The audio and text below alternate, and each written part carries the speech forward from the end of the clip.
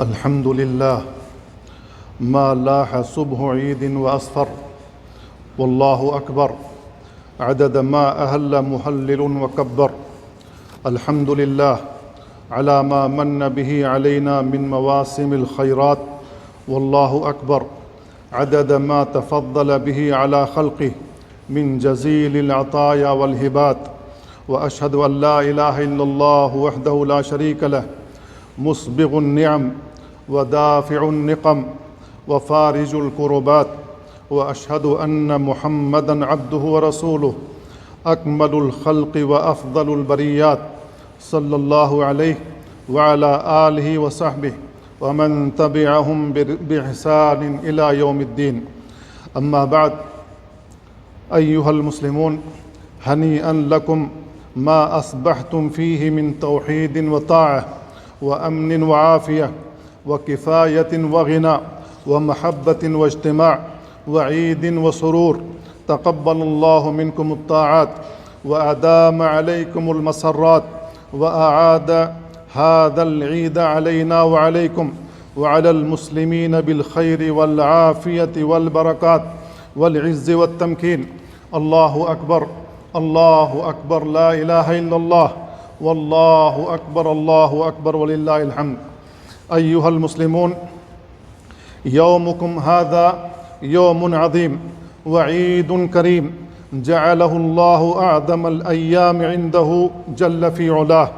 روى أبو داود في سننه عن النبي صلى الله عليه وسلم أنه قال: إن أعظم الأيام عند الله يوم النحر. ووقف عليه الصلاة والسلام يوم النحر بين الجمرات في الحجة التي حج، وقال: هذا يوم الحج الأكبر. رواه البخاري. فعظموا رحمكم الله ما عظم الله، واعرفوا قدر نعمه عليكم. أيها المسلمون، ربكم الذي تعبدون وله تصلون وتصومون وإليه تسعون وتحفدون رب عظيم لا يحصي العباد ثناء عليه، هو سبحانه كما أثنى على نفسه: قل الحمد لله الذي لم يتخذ ولدا ولم يكن له شريك في الملك ولم يكن له ولي من الذل وكبره تكبيرا. الله أكبر، الله أكبر، لا إله إلا الله، والله أكبر، الله أكبر، ولله الحمد. ولله الحمد سبحانه وبحمده. مطالب الخلق كلها جميعا لديه، له مقاليد السماوات والأرض.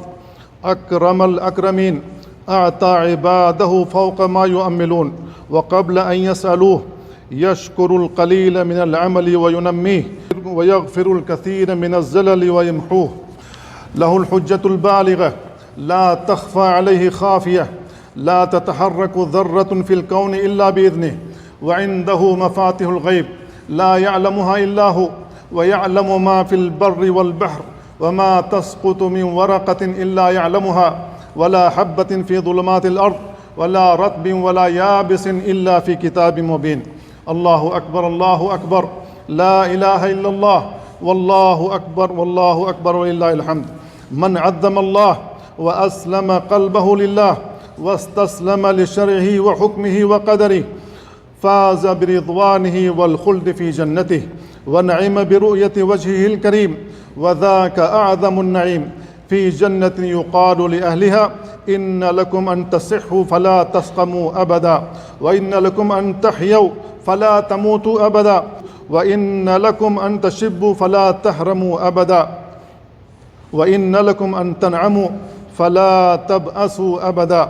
اللهم يا حي يا قيوم اجعلنا ووالدينا وأهلينا من أهلها يا رب العالمين.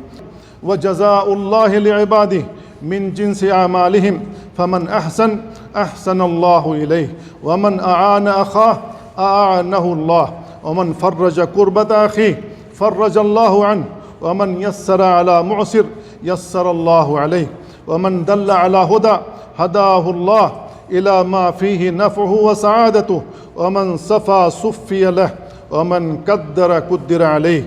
هل جزاء الإحسان إلا الإحسان؟ الله أكبر، الله أكبر، لا إله إلا الله، والله أكبر، الله أكبر، ولله الحمد.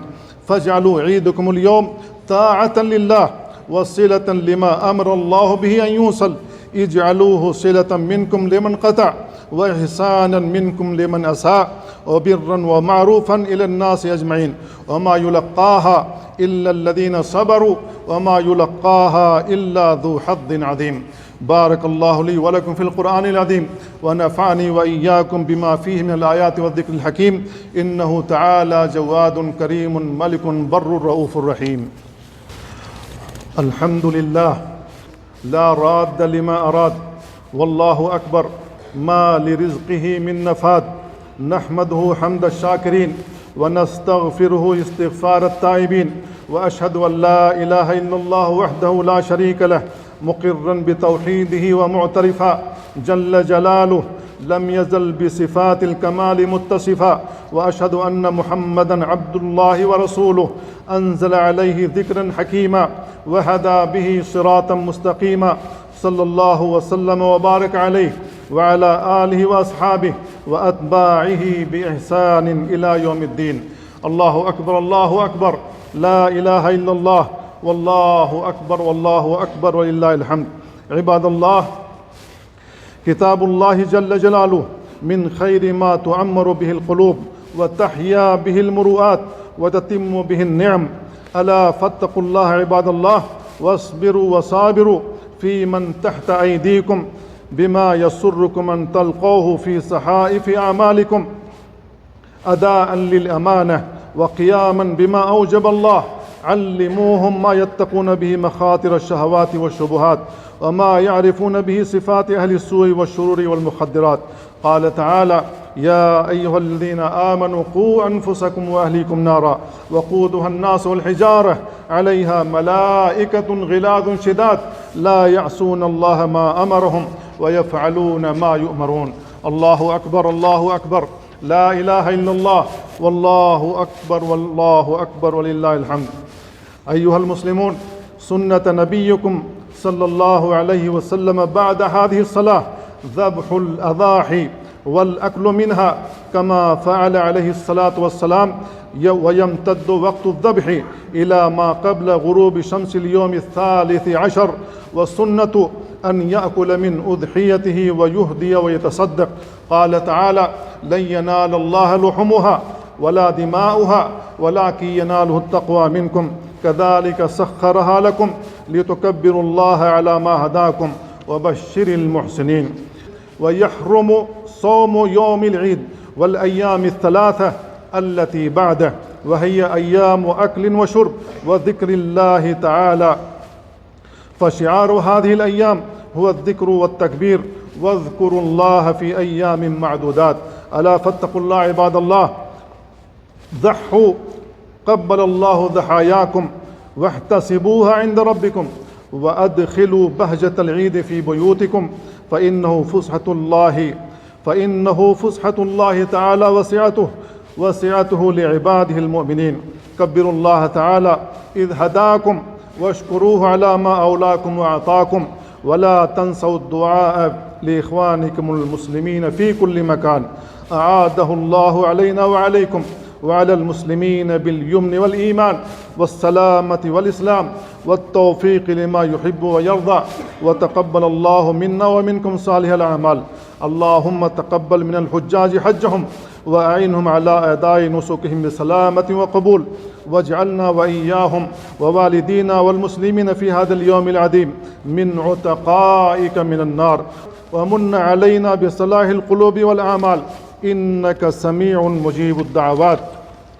اللهم آمنا في أوطاننا وأصلح أئمتنا وولاة أمورنا. اللهم وفق إمامنا وولي أمرنا خادم الحرمين الشريفين لما تحب وترضى، وخذ بناصيته للبر والتقوى، ومتعه بالصحة والعافية. اللهم وفقه وولي عهده الأمين لما فيه عز الإسلام وصلاح المسلمين.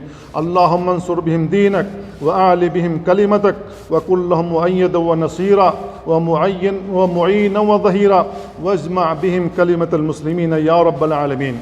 اللهم فرج هم المهمومين ونفس كرب المكروبين. واقض الدين عن المدينين واشف مرضانا ومرضى المسلمين وارحم موتانا وموتى المسلمين برحمتك يا أرحم الراحمين. الله أكبر كبيرا والحمد لله كثيرا وسبحان الله بكرة وأصيلا وآخر دعوانا أن الحمد لله رب العالمين وصلى الله وسلم وبارك على نبينا محمد وعلى آله وصحبه وسلم تسليما كثيرا.